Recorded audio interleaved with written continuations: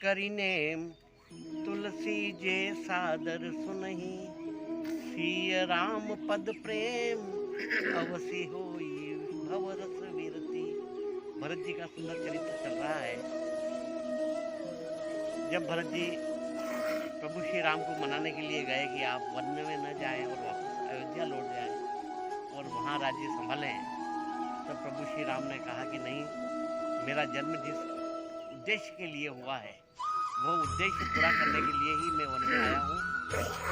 जब जब होई धर्म के हानि, बाढ़ई असुर अधम अभिमानी, तब तब प्रभु धरि मनुज शरीरा, हरहि कृपा निधि सज्जन पीरा।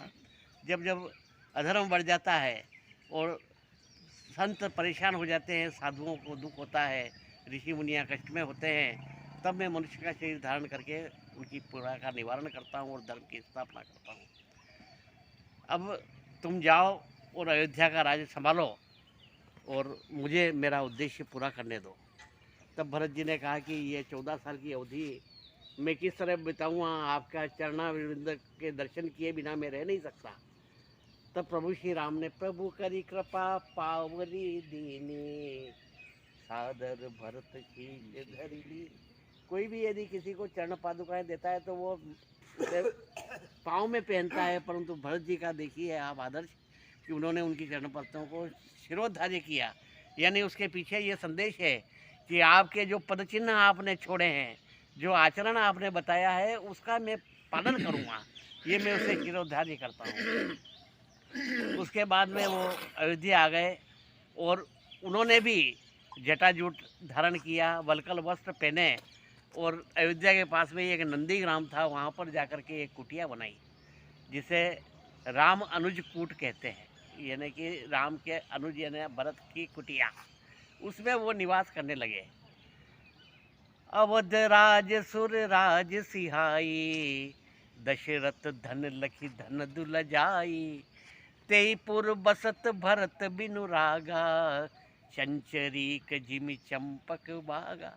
अयोध्या का राज इतना बड़ा है कि वो स्वर्गलोक और इंद्रलोक के राज से भी बड़ा है और उसमें इतना बड़ा खजाना है कि कुबेर भी सुनकर के शर्मा। वैभव संपत्ति अयोध्या के राज्य में है, परंतु उस राज्य में भरत किस तरह से रह रहा है।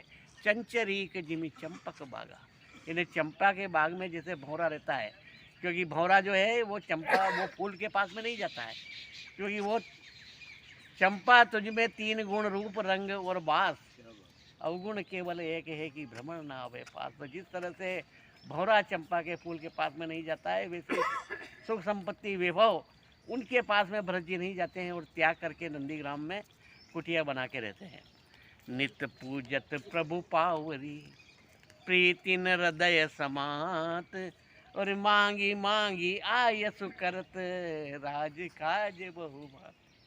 वो खड़ाऊ से आज्ञा लेकर के राज करते हैं। इसका आशय ये है कि जो पद चिन्ह राम छोड़ गए हैं उनका पालन करते हुए भरत राज्य कर रहे हैं। और खड़ाऊ से आज्ञा ले रहे तो खड़ाऊ तो जड़ है, तो तुलसीदास जी ने उसके लिए लिखा है कि जो न होत जग जन्म भरत को, अचर सचर चर अचर करत को। जड़ को चेतन और चेतन को जड़ कौन करता यदि भरत का जन्म नहीं होता।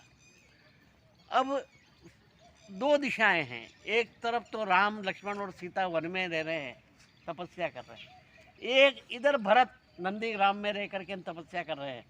तो दो ही तरफ देख करके लोग बाग जो भी सोचते हैं तो उनका क्या सोचना है, ये तुलसीदास जी ने बड़ा सुंदर लिखा है कि लखन राम सिय बन बसही, भरत भवन बसी तन तप कसही। वो वन में रहते हैं और ये भवन में रहते हैं, वो वहाँ तप कर रहे हैं, यहाँ ये तप कर रहे हैं।